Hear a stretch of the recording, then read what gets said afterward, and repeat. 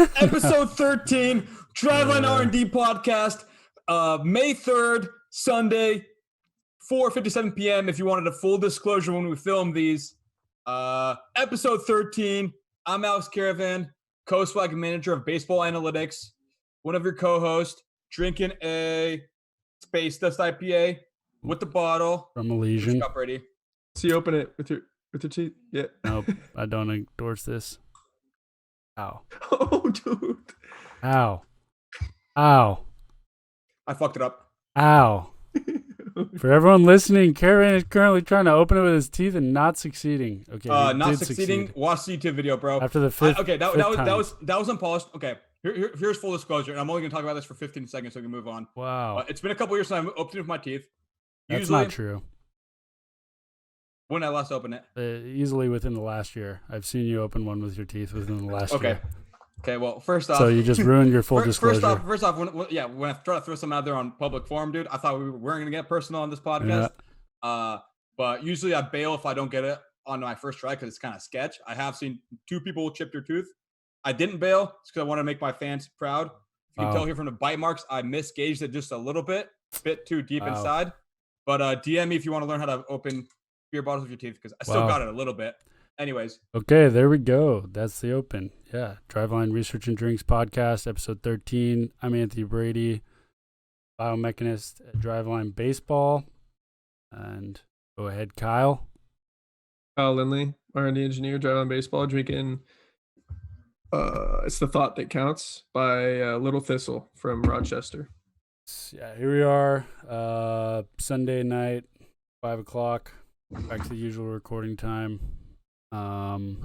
Episode 13. I guess technically the 4th month of episodes, basically.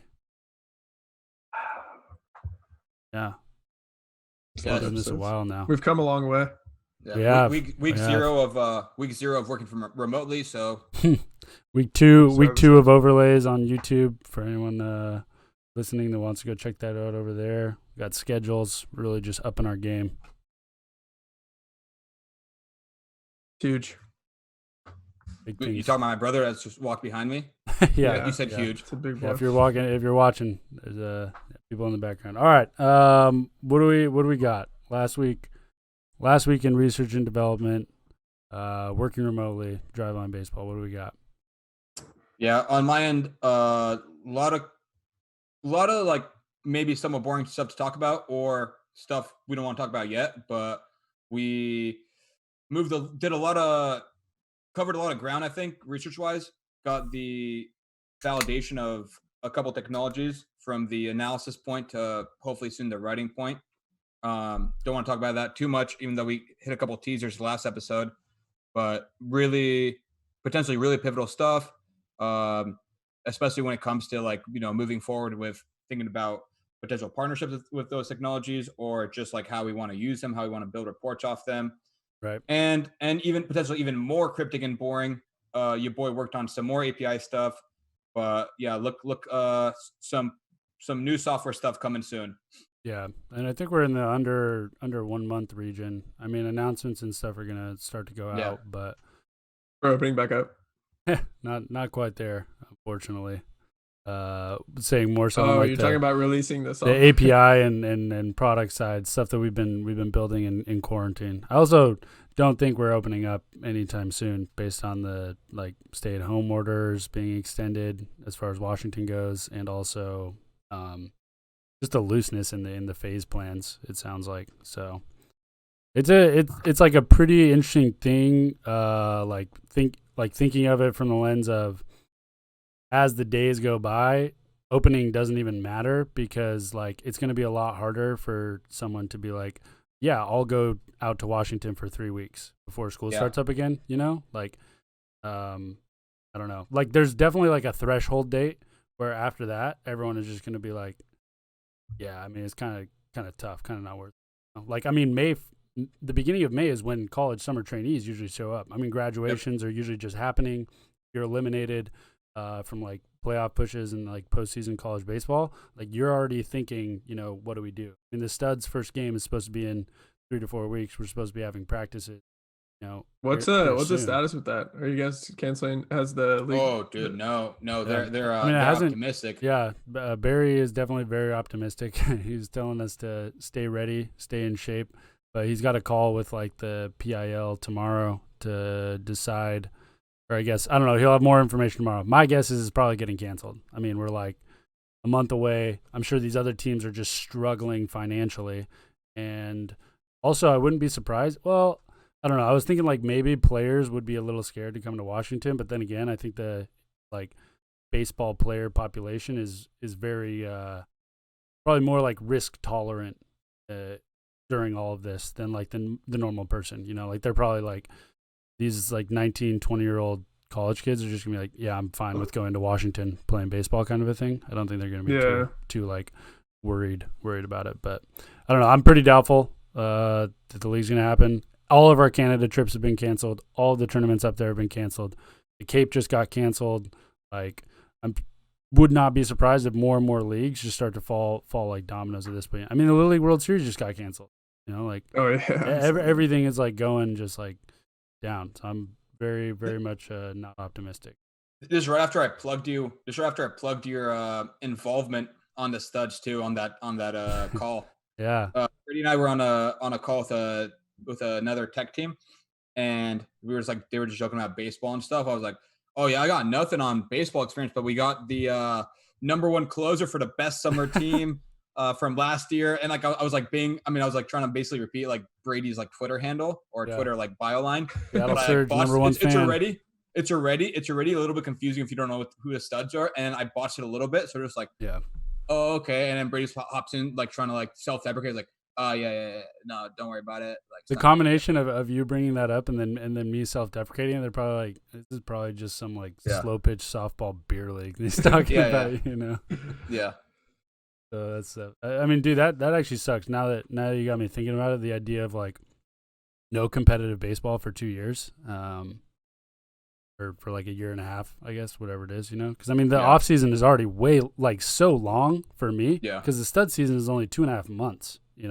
So I mean, back playing in school, it was like you have fall ball, you have a short 6 to 8 week winter, like off season, then it's like spring ball, summer ball, fall ball, right? It's like baseball's all year round. Already the studs being so far apart, and hockey season being over with is shitty too. So along the lines of all these things we're doing to help plan for workload monitoring and everything, everybody getting ready to play again. Yeah. Are you gonna change your training this year? Yeah, dude. I mean, I've just like I'll throw every now and then, probably like once or twice a week. I'll just like rip a couple plyos, but it's so hard. Like the motivation is not there at all. Like I mean, it's just so far. Yeah, technically our first game is May 30th. And I should be 27 days out from getting ready to like, close out a game. I haven't thrown a pitch off a mound in a long time. Like I have no idea. Like the idea of going from like where I am now to in 3 or 4 weeks being able to face a batter in a game is very, very tough. And I don't even know how I'd like properly prepare for that.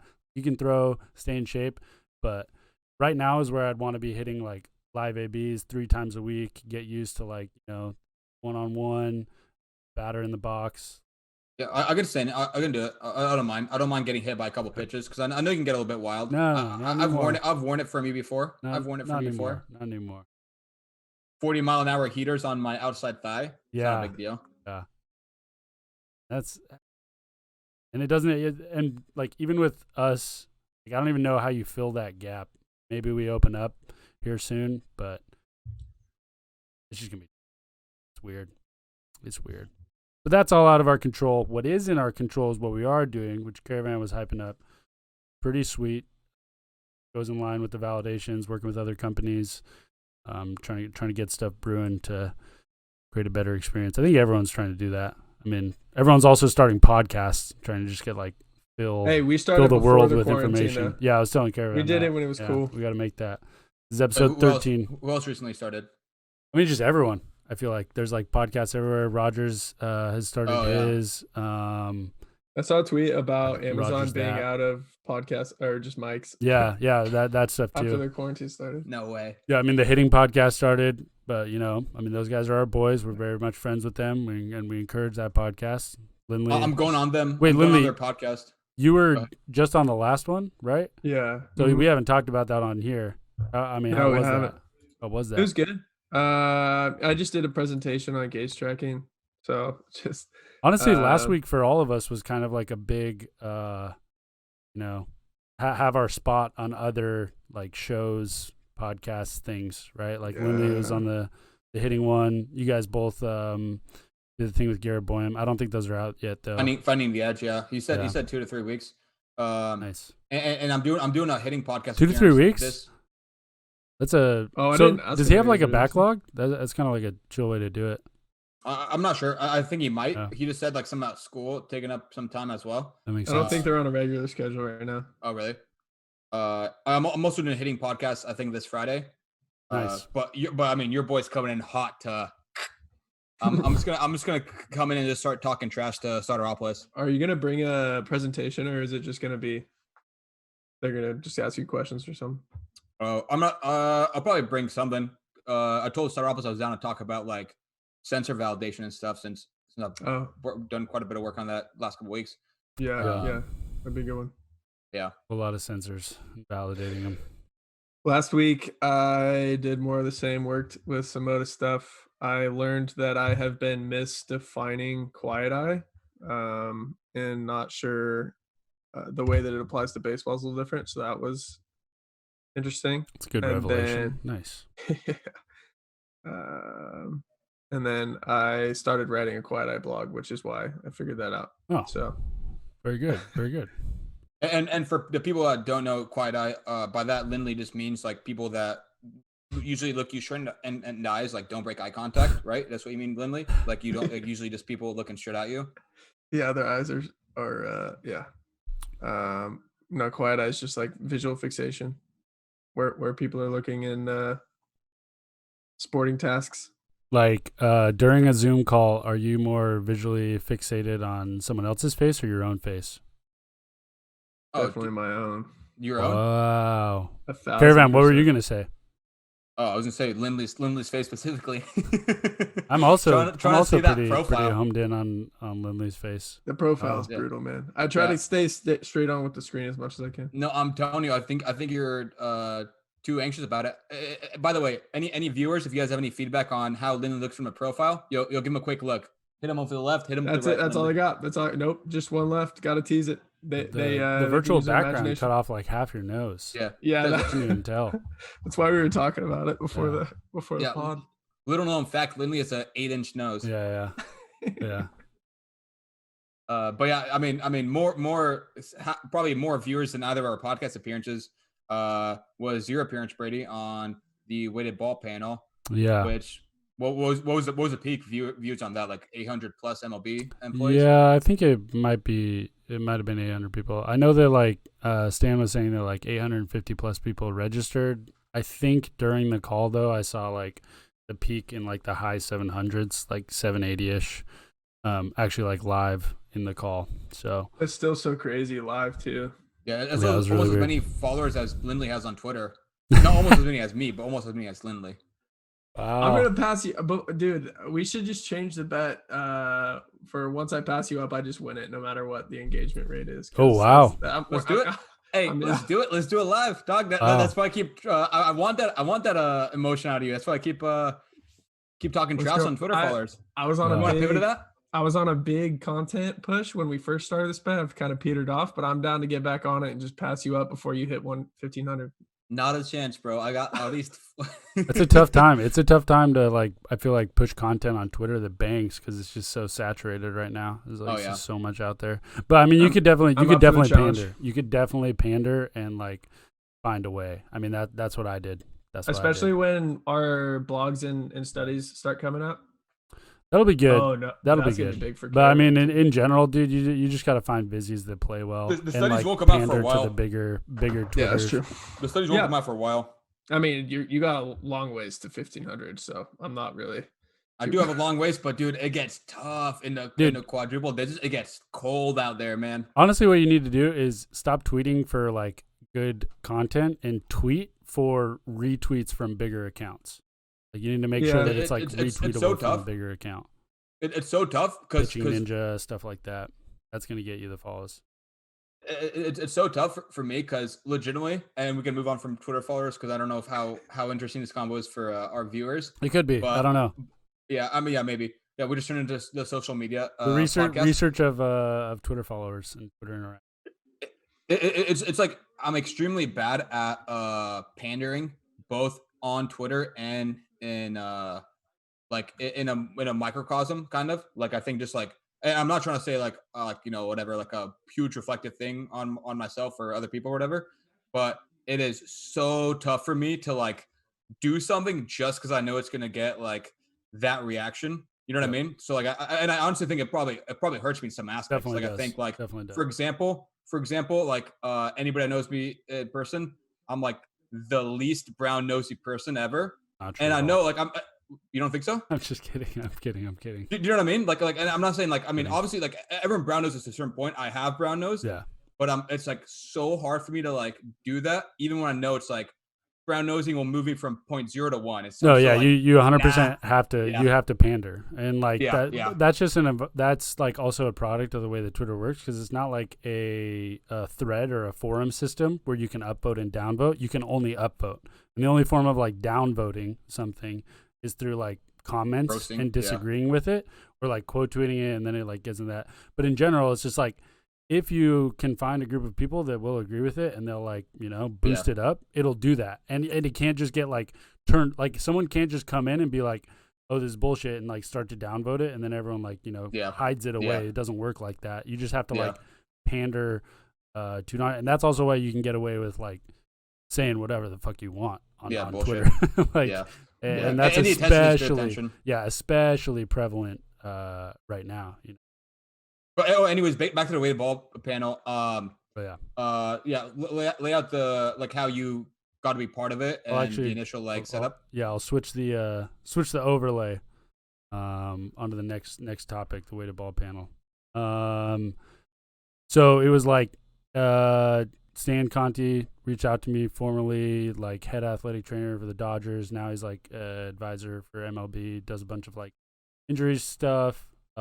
Reached out to Brady and I believe Jags as well, saying like, we're doing this weighted ball panel. They do this like weekly. It's just like an educational series that they're doing week by week for all the MLB medical staffs. And on the last one, they invited like Division I baseball medical staffs.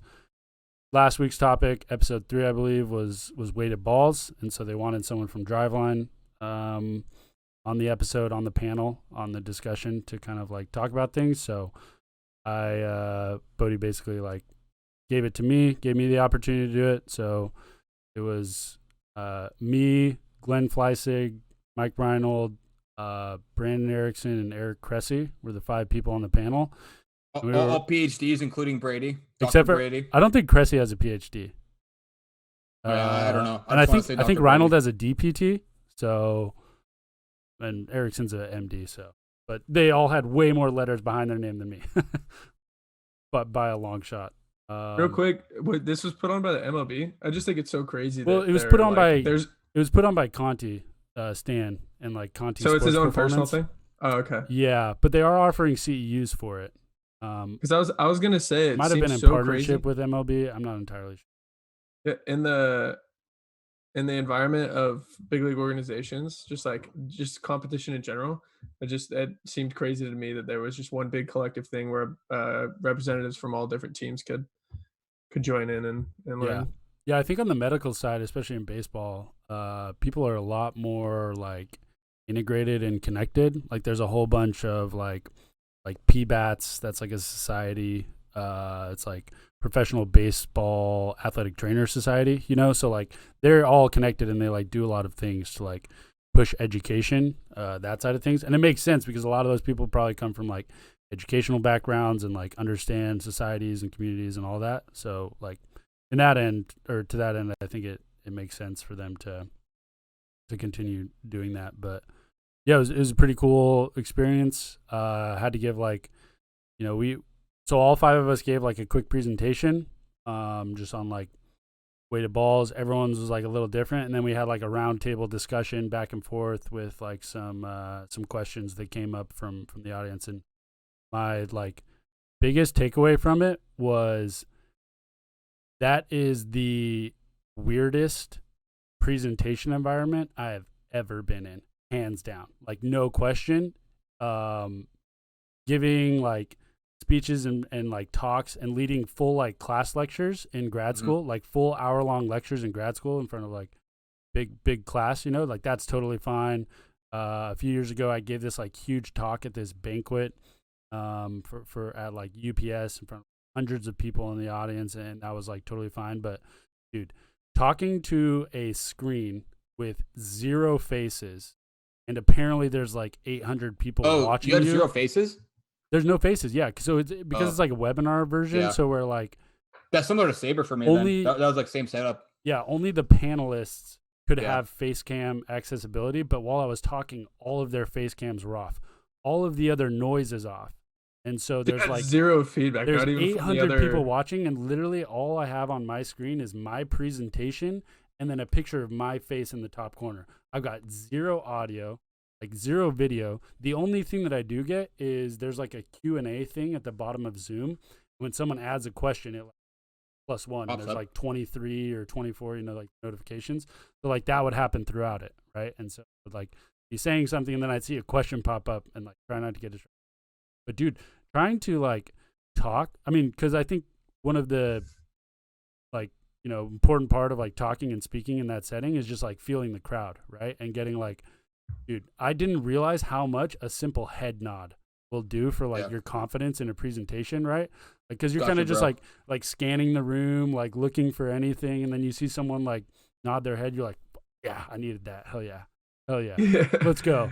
You know? Guess yeah. But the whole time I'm just like talking, I'm like, yeah, I have no idea if there's just like 800 people just like sitting on their couch, like talking to other people, like, do this fucking bullshit, you know, like, you know, just like, I just have no idea, right? So it's super weird environment, but I got a bunch of people reached out to me that I didn't even know were on the call. Like, former athletic trainer from Northern Colorado was like, oh, that's hey, you just killed your presentation. I didn't even know that like all these D1 baseball medical staffs were there. So it was cool. I got a lot of good feedback. Again, all of that was from friends. So I don't know if any of that is really that objective or how it was. I kind of went an interesting route than everyone else in the presentation. Reinhold and Glenn talked a lot more about like their research and past studies and kind of science stuff, brought up a lot of good points. And mine was kind of honestly mostly like personal experience early on. Because I think that's just like an interesting perspective that I have, and Stan thought that as well, like how me as a player was using weighted balls and my experience, and mainly talked about like what we do at Driveline, how weighted balls fit into it. I mean, my general thing was just like, yes, I understand that like our logo, our name is on the majority of the weighted balls out there and the ones that you see, but like as far as what we do and how we actually use them, it is a small fraction.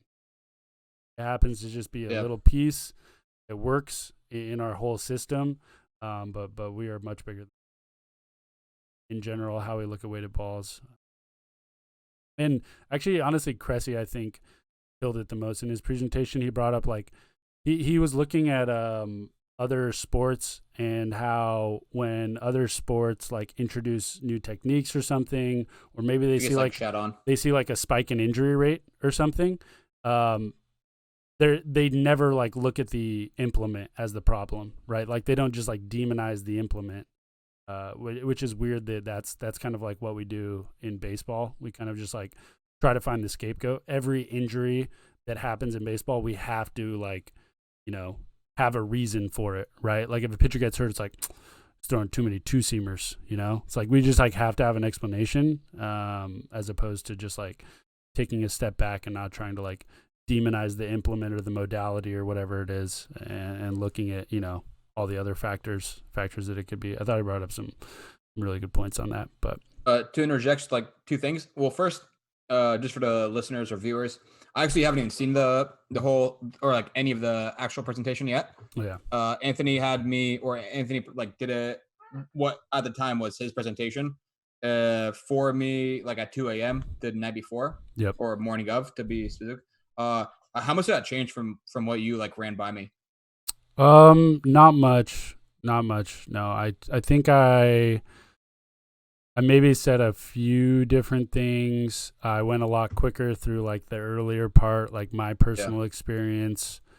I was definitely more structured, I think, and slower in terms of going through each piece by piece. And Jags actually gave me some feedback, a couple additional things to talk about with like contextual interference and stuff when discussing the weighted balls. So,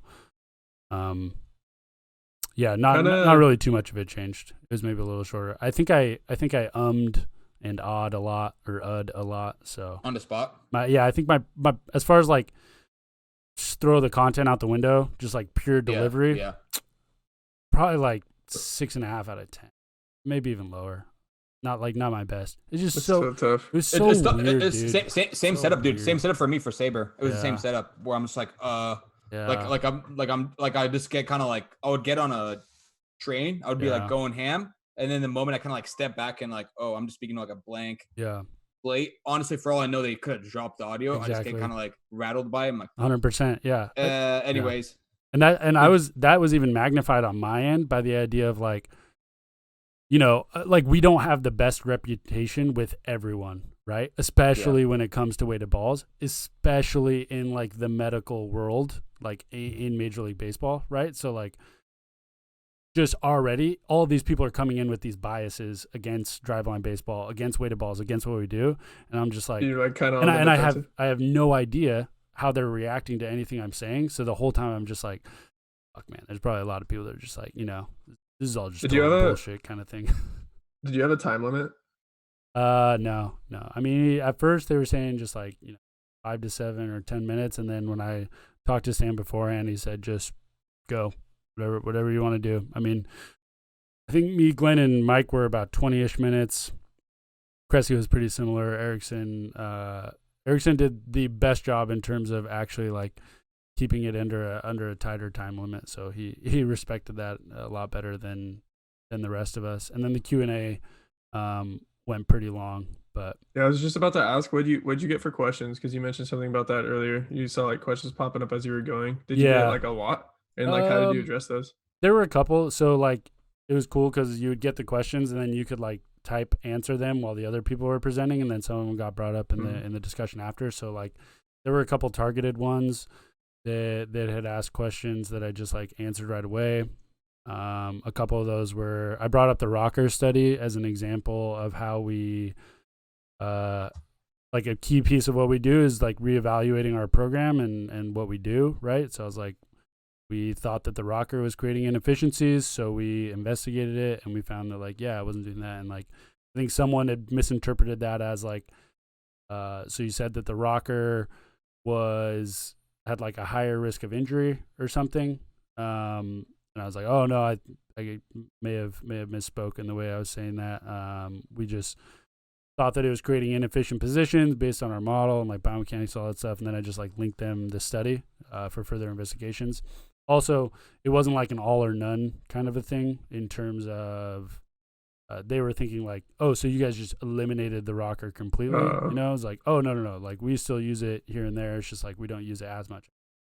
Years ago, it was a staple. It was like one of the core 4 drills in every program. And now very, very hard to find it. And we've just found more effective variations of it. Other questions that I got, I mentioned like weighted balls being big for recovery, and some people thought that I meant that in terms of like you'd throw your outing and then you would throw weighted balls after, like after that the same day, you know? And I was like, oh no, by recovery I meant like the next day recovery. Like weighted balls give you the opportunity to like the 24 to 48 hours after a high intent day or like a big outing, you can get like lower intent, lower arm speed throws in, still get a good like workout and recovery in terms of like your arm and what you're doing, than just like throwing the 5 ounce. That's fair. I was gonna say about the questions, I like with doing our all hands meeting on Zoom, the whole questions thing is, I think, like the biggest positive for doing everything remotely. Like I feel like it's easier to stay organized with those things. It's like as many Answering negatives there are. questions? like asking them and like like keeping track of them and Mm. things. Just like obviously there's a lot of negatives to presenting, especially in a large audience because you don't Yeah. have that feedback like you were mentioning. But question things kind of tight. I feel like. Yeah. I was How worried. long did a I was whole worried I'd get some loaded ones, but there really Oh weren't yeah, that many. that's fair. So yeah. how long did the whole thing take? Because I know you're up there and said like, do not disturb. Yeah. I think it was Waiting like the call, 3 and I was just hours. like, yeah. I was just like Yeah. staying in the living room, like I don't know if he's done yet. Yeah. If I need a shower, I'm gonna use the downstairs shower. Yeah, Like, I'm not sure. I'll link the link to there's a YouTube video of it that everyone can go watch. See all the presentations, all the discussion. I think it's like I would guess it's pretty close to 3 hours long because I want to say it was like hour and a half, hour 40 yeah, presentations, and then just like round table discussion after that. And we answered a ton of questions. We also left a ton unanswered. There were so many like people were just like banging questions back and forth. And I actually wish we could have done everything. I don't know, like I would have liked it and this would have made it insanely long, but I would have liked to have been able to ask questions or follow up during someone's presentation or like after each Live. person's presentation open it to the panel to like ask that person questions, because it was like Reinhold said his piece and then we went straight to Glenn said his piece, went straight to me, and then me to Erickson, me to Cressy, right? And it would have been cool if like the people on the panel were able to like once Reinhold finished, like, hold up, can you go back to this slide, kind of a thing, because that's how it is in classrooms, right? When you have like discussions or if someone like leads a lecture, right? It's like they finish their stuff and then you ask them all that stuff and then you move on to the next person. So that was my only thing with it. I would have definitely liked to have done that because I definitely had a couple like follow-ups and questions that I think we could have all addressed. In general, though, it brought to light the idea of just like, man, we get stuck in our bubble of what we do at Driveline so much, and it's like almost like sometimes we forget that these other people are just like people, and we like not to say that it's culty, but we can get pretty culty, and like I think I don't know, it was just an eye-opening experience to be like, oh yeah, like if I see something or like have a problem or a concern or a question, like I should just ask this person like about that, like they're just like, that's all they are, they're just like a person out there, sure they'd be willing to answer it. Yeah, I don't know, I mean, it's kind of like I feel like with what we do at Driveline, we kind of like attribute maybe a lot of like malice to what other people do when that's just not the case.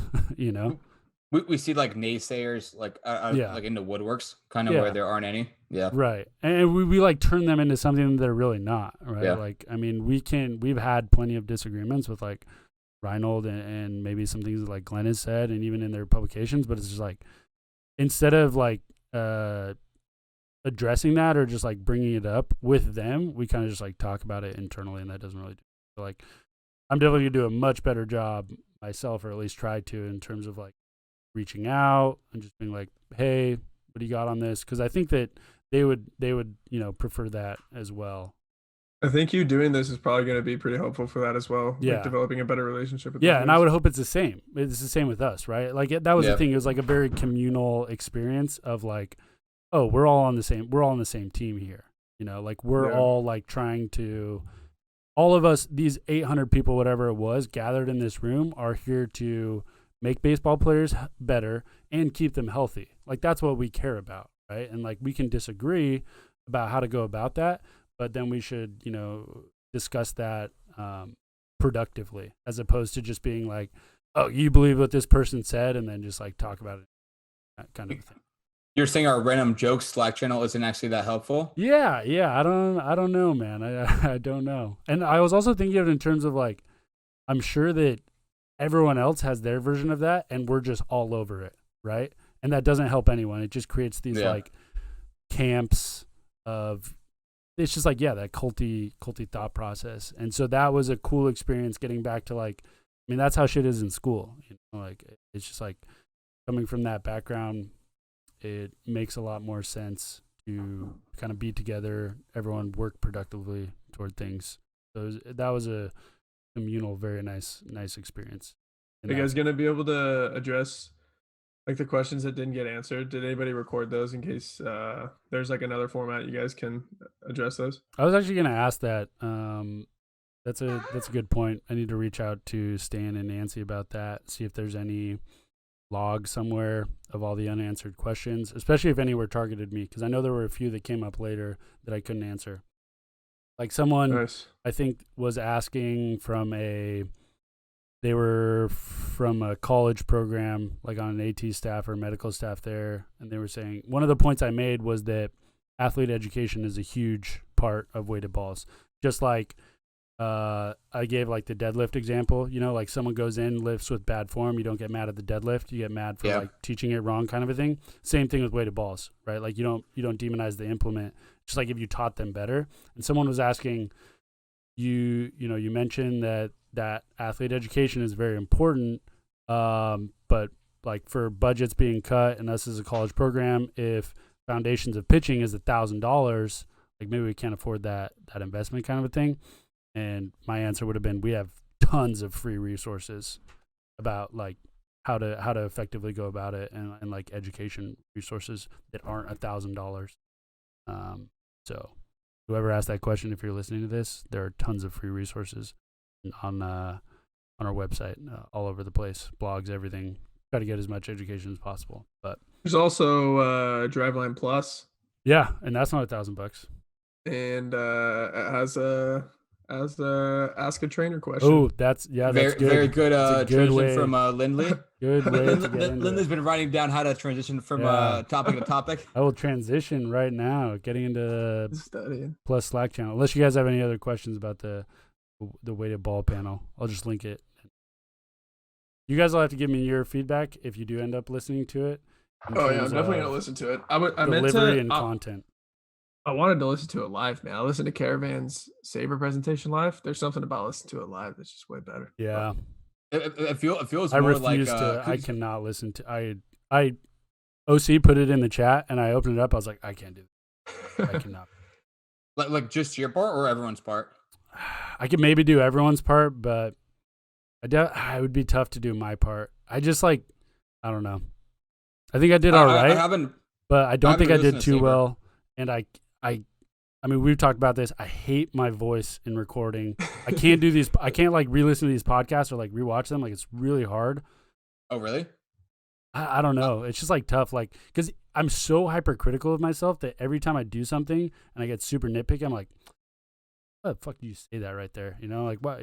Like really? I don't know. That's crazy. Cause I mean, I do listen to podcasts, like, especially I'll throw them on in the background after they come out and just have like, okay, like that's a good clip to cut, or that's a good potential point. Yeah. It's crazy to me that you guys are that much more critical. I can do that with some segments where I think I like talk about some good things and like have points. Like, oh, nice. Yeah. But a lot of times, man, I'm just like, yeah, I don't know. Like speaking of like voice wise, I honestly think, and this is like as close subjective as it gets when you're going to judge like someone's voice. I mean, between the three of us, I definitely mumble the most. I definitely have like the worst enunciation, and like occasionally like just botch, you know what I mean? Like just like choke and mispronounce something. So I'm surprised out of the three of us that you guys both get like really self-conscious, because I think you guys both have like really good like speaking voices, both for podcasts or talks or just in general. And your boys out here just like, Yeah. So I'm saying like I'm really surprised you guys are that actually. I definitely don't have a problem listening to podcasts. Like I know I'll watch something, but I don't have a problem listening at all. Yeah. Hey man, for what it's worth, I love your podcasting voice. Yeah, I agree, man. I agree. Especially for being English third language, It's like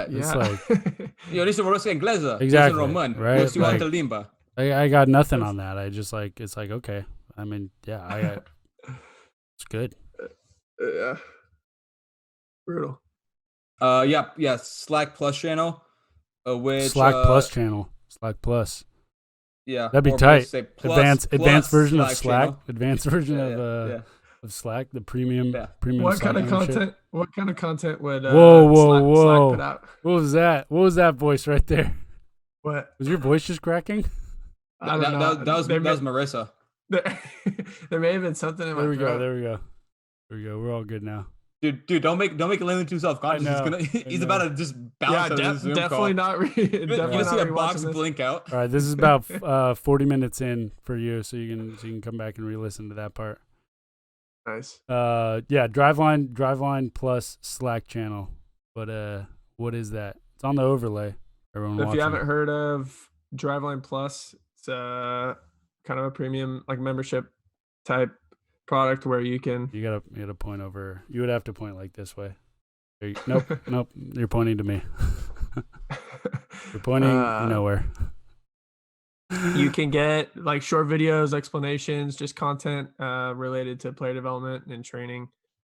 Yep. And now Plus members, I'm not sure if like if it's an upgrade or an option, but you get access to a Slack channel that there's a few like channels of communication in that where you can ask a trainer a question. Yep. There's like a clubhouse where you can ask each other questions. So it's like a community to ask Yep. It's like different. It's like a forum of all the people in Driveline Plus. So it's like similar to Discord or exactly those other forums. I mean, it's also similar to. I mean, I'm sure you guys are familiar. My dad was a big part of it. Vac dealer forums. No way. My dad was a big part, and I'm pretty sure setting that up and getting that a lot going as moderator, doing a bunch of stuff in there. So. I mean, but he's a big deal in the vacuum dealer industry. So he has some awards, right? I remember you mentioning some awards. He's a Hall of Famer. Let's hear the accolades. He's a Hall of Famer. That's what it was. The Hall of Fame. His username on the forum, and also this is his email still to this day, and it's always been his email. Whenever I've had to give it to people, it's vaxcell@cable1.net. Let's go. If anyone has any vacuum questions, feel free to hit up the Hall of Famer. And if anyone wants to know his burner Twitter account handle, don't give him that.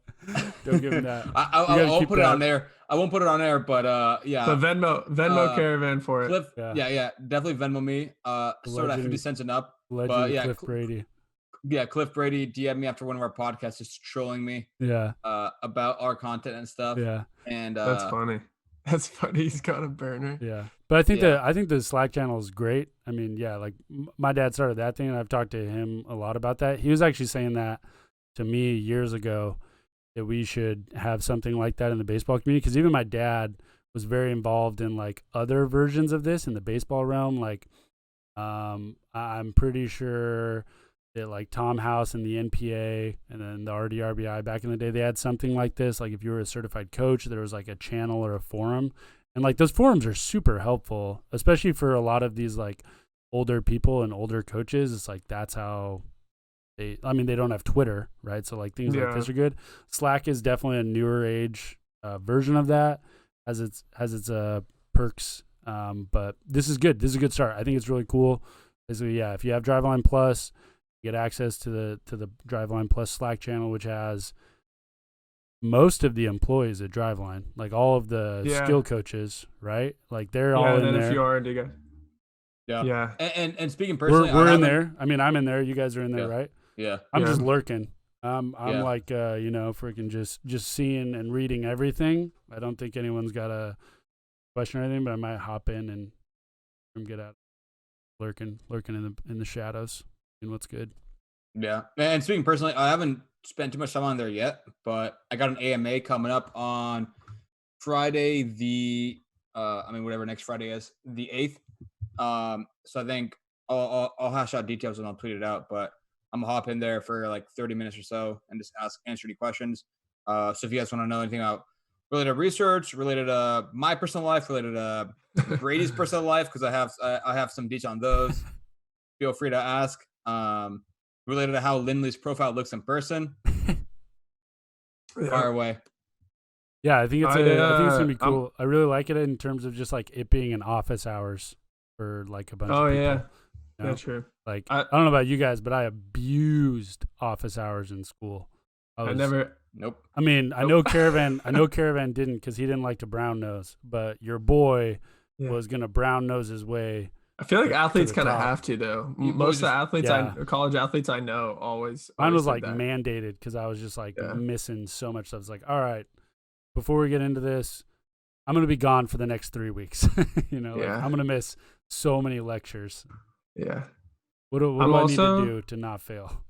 I'm also kind of just lurking in the Slack channel. I actually wanted to bring it up, make it slightly less pluggy, less like advertising. But there's somebody asked a question about biomech or about 40 specifically, 40 motion. Mm. And it was an interesting answer, or it's interesting question for me to like try to answer, because we don't have any direct experience with 40's application, and we have zero experience with their new sensors. But then I just like kind of went in to, and then he was just asking for other options for pitching biomechanics, and then I was trying to think about it on the consumer level, and I just don't like think. I mean, Modus, but that's not motion capture. Black per Ops se. announcements soon. Yeah. I was about to say, do we want to? Yeah. Let's just wait a little bit longer.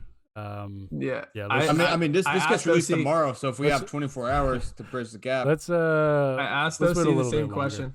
The Yeah. same question. I was like, should I? Yeah, but just like, and then I just kind of went in. Yeah, like 4D might be your best option in some ways at this time, but just like as with any other sensor technology, just went through with him, just like try to replicate as much as possible. Tried to give some tips about like the pelvis and the torso sensors. Like the measurement of those segments are probably going to be better than whatever like arm positions and whatnot. And then you didn't pitch Notch. no, I did mention that we had experience with our old sensors, but I was like, that's kind of irrelevant Dude, because I told you a year ago to stick to Notch. Update. yeah, that's not stuck with Notch too long. That took too long. Yeah, that's interesting. Yeah, On the pitching side, I can't think of anything Thanks on the sensor wise. On the hitting side, there's KVest a is couple- coming out with a unit, a pitching unit. Oh, They is might that already have it actually done. happening? I've been hearing that for a long time, but I wasn't sure if that has actually happened. When we were in North Carolina, I think we were supposed to go somewhere and check it out. They were demoing it. It might have been during Palooza. We were there for Palooza, and we were supposed to like leave one day or go somewhere one day to go like check out a demo of the unit. So maybe I'm not even supposed to be talking about that. I don't know. They might have a unit. They might not. I got nothing on that. Yeah. Other than that, though, I don't know of anything else on the market. Did Caravan, does Garmin make a pitching unit? Or makes whatever you wanted to make. You guys got anything else on the Plus Slack channel? I mean, I think it's pretty sweet.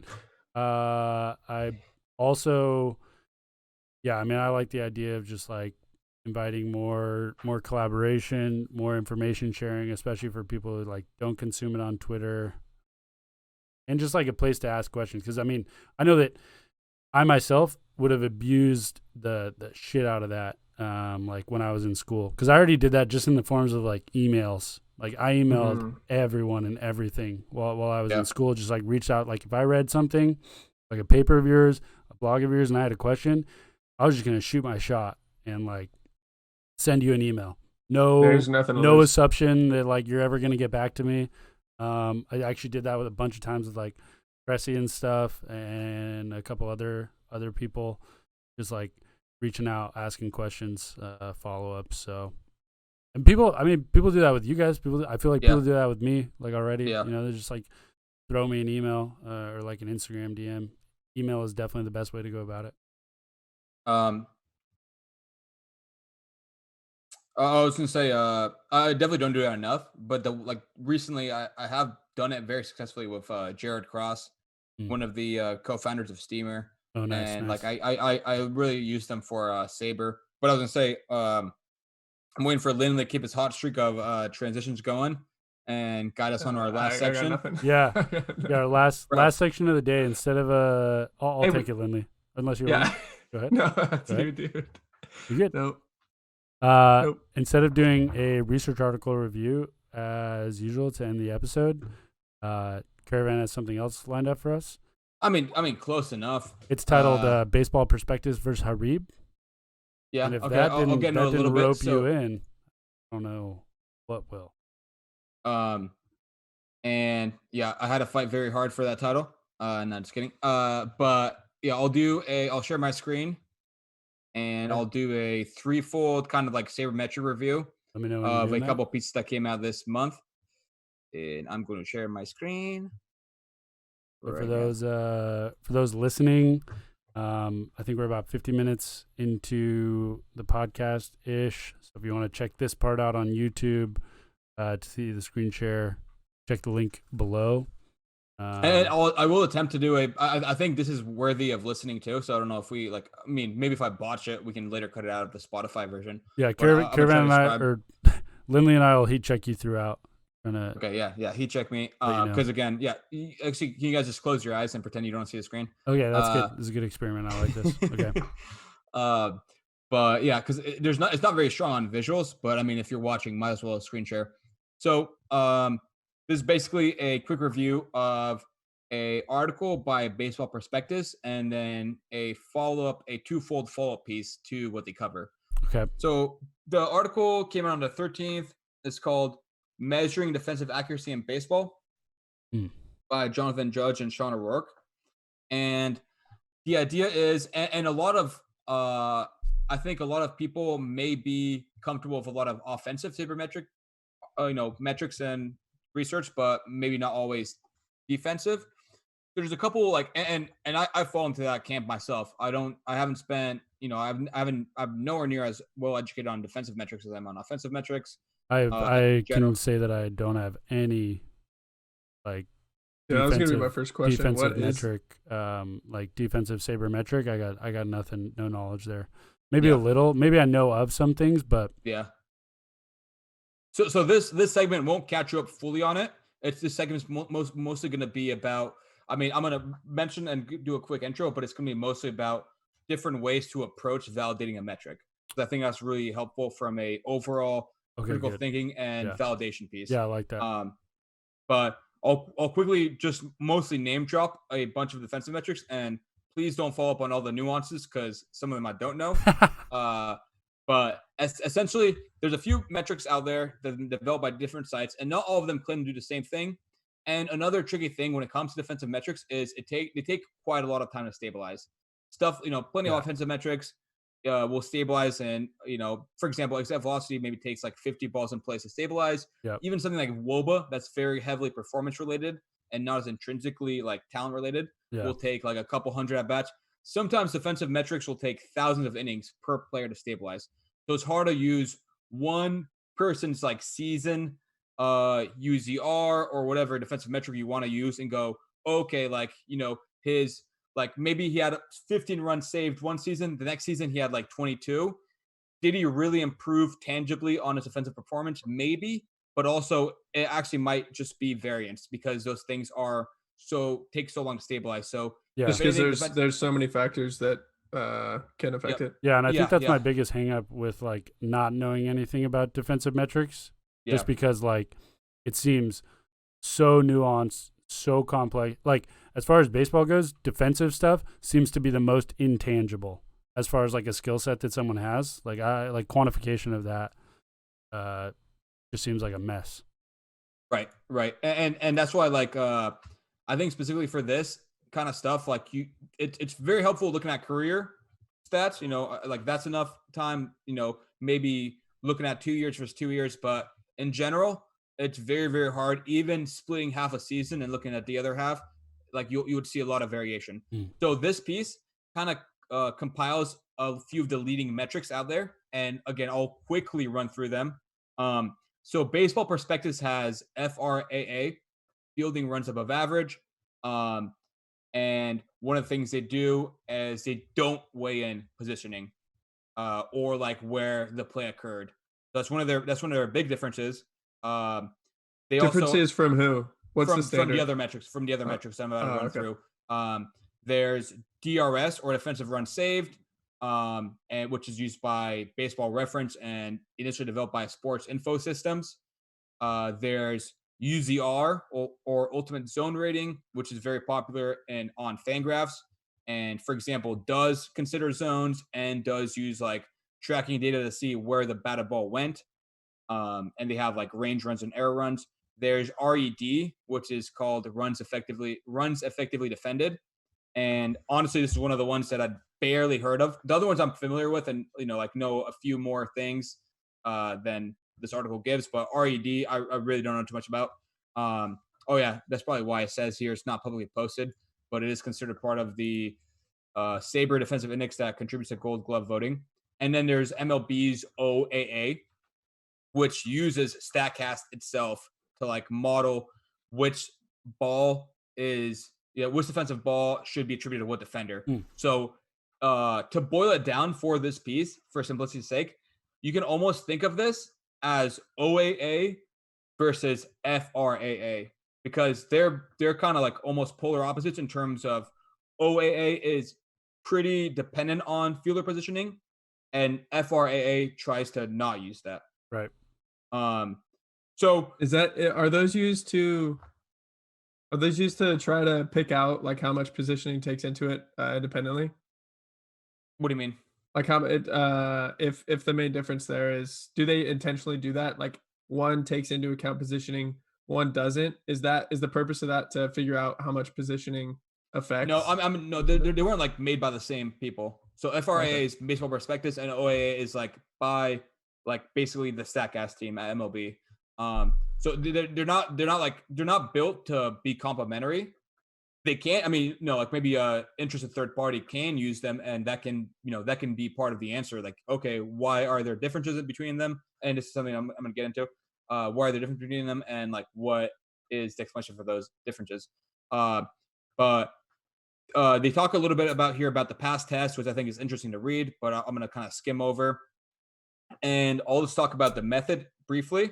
They looked at 2019 actual outs recorded across each position to determine what the defensive metric attributed to that position, like how reliable was that metric in predicting what actually happened, right? So, okay, for example, a first baseman had an FRAA of X, and then on 2019 actual play-by-play data, they had whatever, like this how many outs they had or not outs, you know what I mean? Like Right. basically using the defensive metric to predict how likely it was, like in theory, how likely a batted ball towards that fielder was or wasn't an out. Right. And I actually I'm kind of like almost slightly giving away or like bearing the lead by saying like towards that fielder, because we'll see that's one of the fine points of this piece. One of the things, and again, I'm coming at this from, I hope, a fairly third-party point of view. The two pieces that follow up to this critique the article. Right now, I'm not offering too much commentary myself, more kind of a general reflection on, what method they use and what were like possible critiques of it. But so they looked at all that stuff, and they built it. They did some pretty interesting statistical stuff that, again, I'm gonna gloss over. All the models were ran using Hamiltonian Monte Carlo systems, which like is used to simulate models under different conditions. The whole point was to kind of get an aggregate winner, and it follows up by going into each position, but the idea being how each system stacked against the other one, in terms of how likely was the metric by fielder in predicting the actual number of outs recorded. So overall, they found FRAA, and here in the table that it shows like FRA as the leader, and then the other ones behind them. The order isn't as valuable right now. I'll kind of recap a little bit at the end. But and what are the difference? Like, what are the units there? Is it just like the like for predictive and difference, you're just looking for using that metric to look forward to the next season and seeing what the No, difference is. no, that's actually also bearing the lead a little bit because you'll see that's one of the things that gets brought up. Um, they only they only use this season, so they use 2019 metrics to they use 2019 data to validate how accurate 2019 metrics were, and I think they used a at the end. They also used a sort of machine learning model. I'm looking here to remind myself what it is to kind of use like attribute how much weight each metric was in predicting on an overall basis, Mm. like the likelihood of having an accurate idea of the person's like or the number of outs recorded per position. So more interestingly here, they break it down by position, and you can go through this pretty quickly because the main takeaway, if you look, is FRAA performs heavily on all the outfield positions, and OAA performs really well on all the infield positions. So essentially, what it boils down to is FRA, is the leader on outfield, and there's more balls recorded there. So FRA dominates overall, even though OAA actually has more because they didn't consider the pitcher and catcher, just because like those defensive metrics are really amateur, especially compared to the other ones. FRA wins because most balls in play again end up in the outfield. Their margin at the outfield was bigger than the margin OA had in the infield, and then the other ones were kind of in the middle. DRS and RED were more in the middle across both situations, whereas OA actually like was almost at the bottom in outfield, and FRAA was in the bottom in infield. So again, to recap, FRA what seemed much more successful in the outfield. OAA, MLB Statcast metric, seemed much more successful in the infield. Is that So just because go ahead. Sorry. I wanted to say because for the shifts, like most of the shifts are happening in the infield, right? Or like a drastic part of the shift. So positioning is probably more affected in the or there's probably a larger variance in positioning in the infield than there is in the outfield. Yeah. Yeah. I is Go ahead. I just wasn't sure if that is like because it seems to be because even in a regular shift, like the left fielder, like somebody still has to be in left field, right? Yeah, yeah, and I mean they do reference that here, but I mean again that's a very valid point, and again almost bearing the lead a little bit because I'm about to get to the critique pieces, and it's infield and outfield differences in shifts and positioning is definitely brought up. So yeah, this is the kind of almost a magnum opus on baseball perspectives end of defensive metrics, and here we go to two pieces that kind of reflect on this. And this is a lesser known sabermetric site that I'm a big fan of, and some people at Driveline are follow. And I actually name drop this on the Finding the Edge podcast. But this is it's called Harib's Hangout at Harib.com, and here he reflects on basically the same questions we've been asking, right? So his main questions is, why does OA, kill in an infield? Well, FRA doesn't. Why is the reverse true for the outfield? Why does FRA come out ahead? So he kind of sums up what I've been saying here. OA tries to like measure how the player like did regardless of or like given where the ball was and where the player started. So essentially like factoring in the positioning to try to put everything on the same plane. Well, FRA has every ball, essentially count as the same difficulty. So someone fielding a normal fly ball counts as someone making like some crazy catch where you have to cover for another fielder. So a good way to put it, and I'll just read this out. A team allowing 1 million uncatchable base hits won't affect the OAA at all, but it will tank everybody's FRAA because it thinks the fielder should be making X outs per Y balls in play.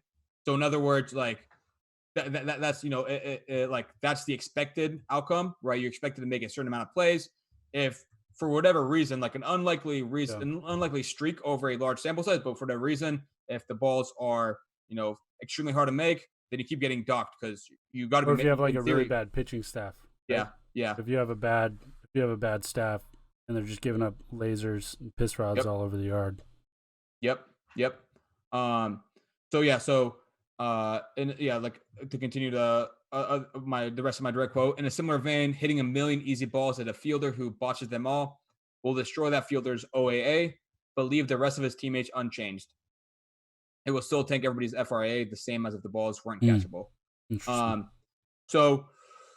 So basically, one of the things that Hari pointed out, and I guess this isn't technically confirmed, he believes it's pretty. I mean, it's a little bit implied in the Baseball Prospectus study design, and supposedly he followed up with the authors and they never got back to him.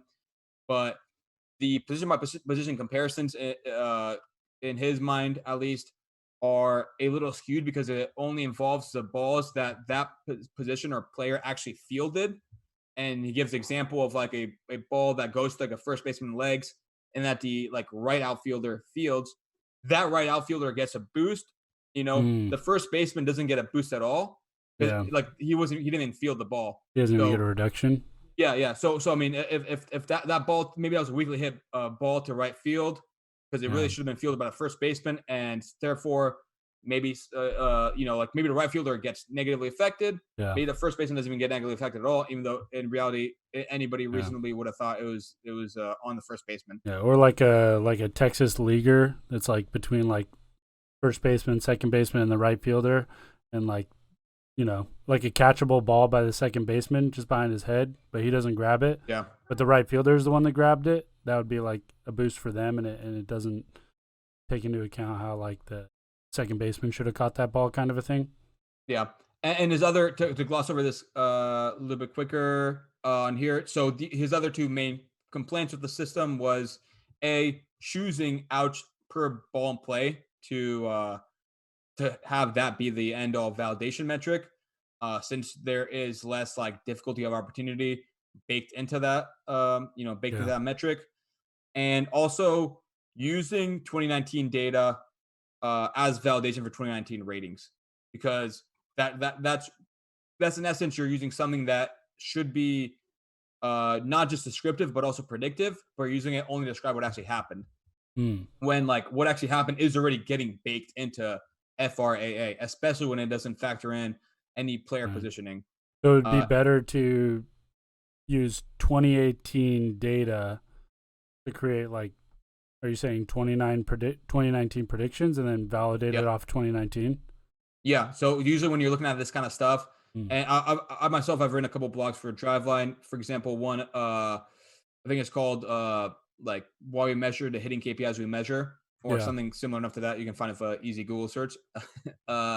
Is like I essentially looked at mean EV, peak EV, bat speed, a bunch of things to predict next year's WOBACon. I used WOBACon, WOBA on balls in contact, as the proxy for talent, and looked at like how predictive was 1 year for the next year.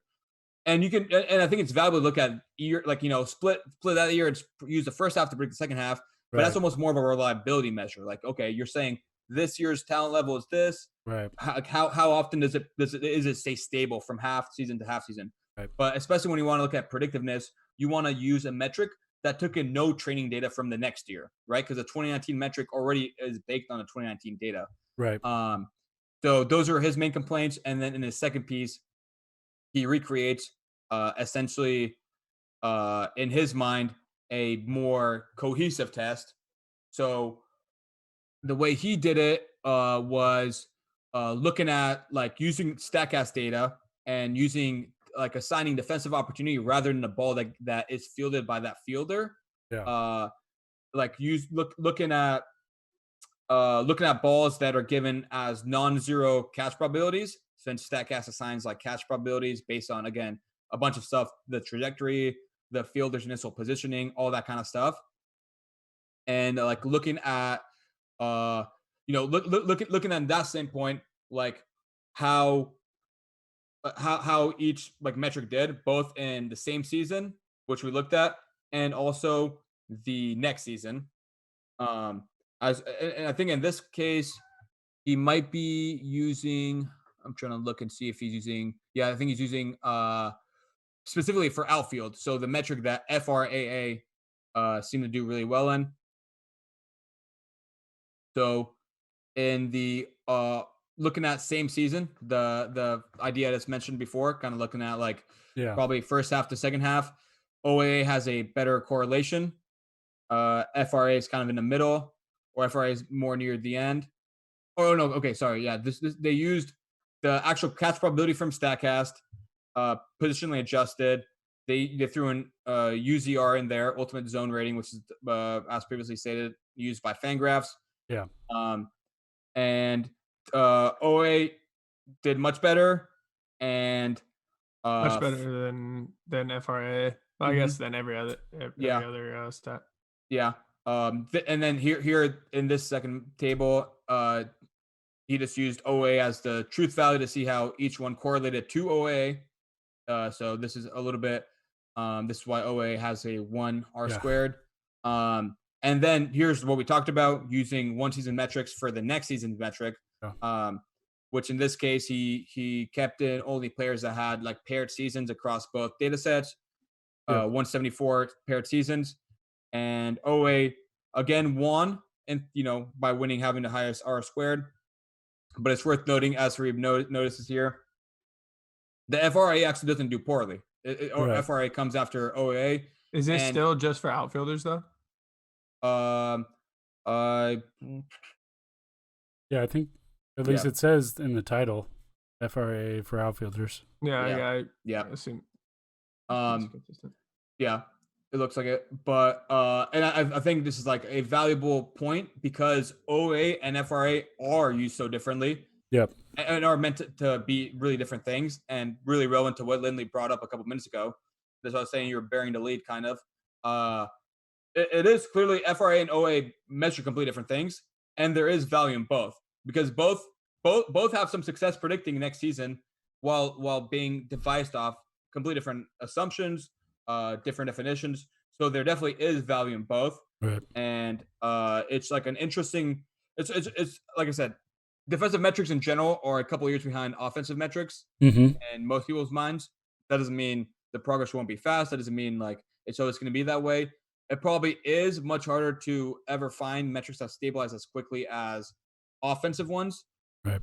But I think this is like almost a pretty, as far as like overviews of the current defensive metrics, this kind of like three-part, not a three-part series by any one person, but baseball perspectives and Harib's insights on it, Right. as someone who like is used to being almost the critical reader, bringing up good points. And again, like full disclosure, I don't know, maybe some of the stuff, I don't know if Baseball Perspectives has replied to any of Reeb's comments, not as far as I can tell. Yeah. And it is boiling it down a little bit to like, okay, this is what's publicly conveyed as the overall test, and then this is what another person reflection on that. I Yep. think, like I said, I personally agree with a lot of the feedback that Harib had. I think using the same season as a measure of how predictive a metric is definitely a little lacking. I think simplifying it to what like the fielder that actually fielded a ball, if that is what Baseball Prospectus did, which is what it reads as. Again, maybe Right. that's a miscommunication in writing. That also is a little bit simplistic in my mind. But yeah, this, I think, even just reading it, even regardless of like what your thoughts on it are or what you come away from it, I think even just reading it gives you like a really good perspective on how to use a certain validation test for a metric or a stat or whatever you're like looking to in your mind, like validate or have like solid statistical backing. Yeah. This time, it's honestly crazy because like thinking about the difference in these defensive metrics, it's just these little things that maybe like I just thought of, maybe like the pitch that was thrown might have an effect on it, or the pitcher, and like are these things being taken into account? It's just tough when you like if you compare it to an offensive metric, what are the like pitch thrown, location, and Yeah. then there's just like some ball physics things to consider, but It's just crazy how much has to be taken into account there. Yeah. And plugging myself a little bit here, but if you do want to read another attempt, another like broad look at validating a new metric, check out the blog Tanner Soki and I wrote a couple weeks ago when we had the swing profiles come out. Since the expected batted ball variables from blast data are, completely new metrics that, as far as I can tell, there hasn't been too much public research done on that. And, we're putting it out there as something to hang your hat on. I had a in my mind, pretty thorough validation attempt given the data available to me. So check that out for another view on kind of using your resources to validate a new metric. Yeah. Fire. I got nothing else on that. Good, bro, because I had nothing else to follow up on that either. Yeah, we're good. That was a good. Next week, I'll be recording from a new place, new neighbors. Oh, really? What day are you moving? Ooh, Saturday. Seattle gang. Saturday? Mm-hmm. Damn. What time? Internet's up at the new place on Sunday. Probably have everything moved in later in the day. I think don't tell me that. I mean, I think I don't know. I mean, I probably have been linked to your actual address, but I'm not going to look at it. And I'm just going to run around the neighborhood Saturday at noon, hoping to see you guys. Yeah. Just trying to run into our cars. Yeah, chill. I'll be looking for what kind of what truck is giving love taps to other parallel parked cars. That's fire. That's Lindley's favorite way of greeting neighbors. Yeah. That's Lindley's favorite way of greeting neighbors. Yep. Just backing up. Hey, what's up? Hey, nice to meet you, man. I'm moving in. Yeah. Kyle. Yeah. Hey, sorry about the car. It happens to everyone. Better get used to it. Big deal. Yeah. I just don't say sorry. That's just it was on purpose. Yo, it's just Levi's, dude. Don't worry about it. Yeah. Oh man. I think we'll wrap it with that. Lindley's bad parallel parking. Yeah, with the backup camera.